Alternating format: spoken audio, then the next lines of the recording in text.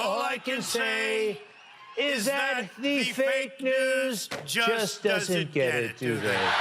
I'm riffing a little bit. I'm taking liberties with that. I should be more...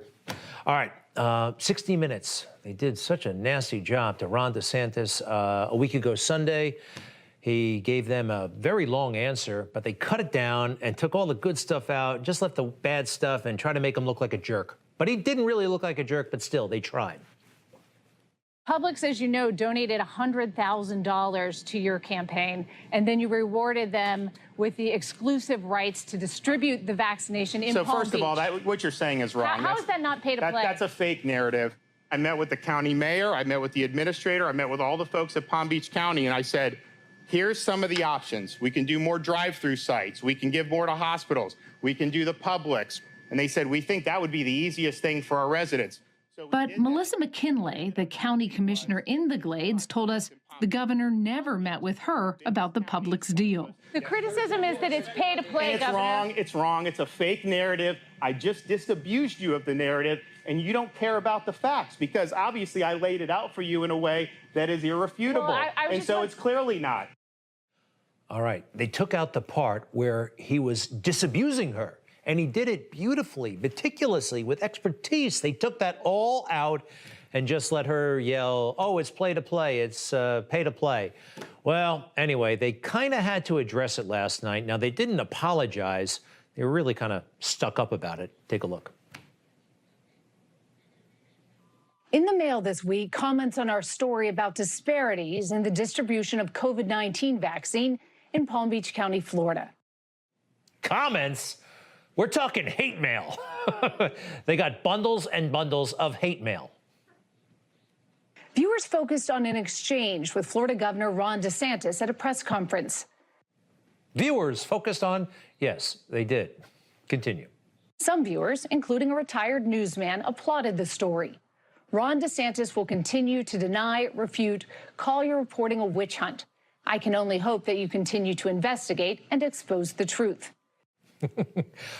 Only arrogant people like the ones at 60 Minutes could go through a week like they just had, where they were getting attacked by all sides, left and right, for their unfairness here, and start off with a friendly viewer email.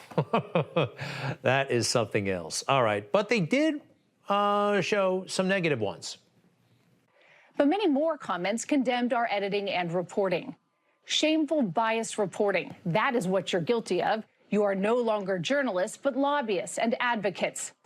Then there was this. I've watched 60 Minutes for decades. After your biased piece on Governor DeSantis, I will only watch it one more time, just to see if you broadcast this message. I'm Sharon Alfonsi. We'll be back next week with another edition of 60 Minutes.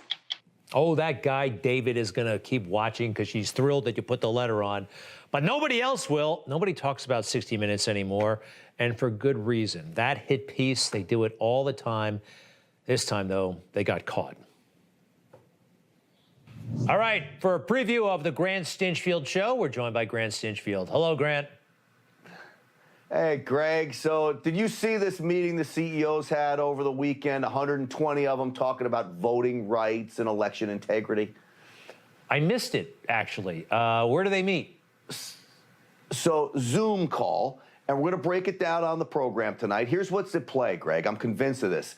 These elites, the CEOs, 120 of them, do not ever want the little guy to pick a president ever again. Coincidentally, a president like President Trump. And I'm going to explain why and what these CEOs have in store to really take our rights away from us when it comes to voting, Greg. You know, one good thing has come from all this nonsense. You know how Coke made those stupid statements, you know, it objects to our values?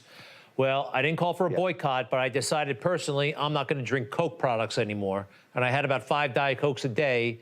And you know what? I don't do that anymore, and I'm told I look a little bit better, and I feel better, too. I'm serious. It's been about 9 days since I had my last Diet Coke. What do you think? You see a difference?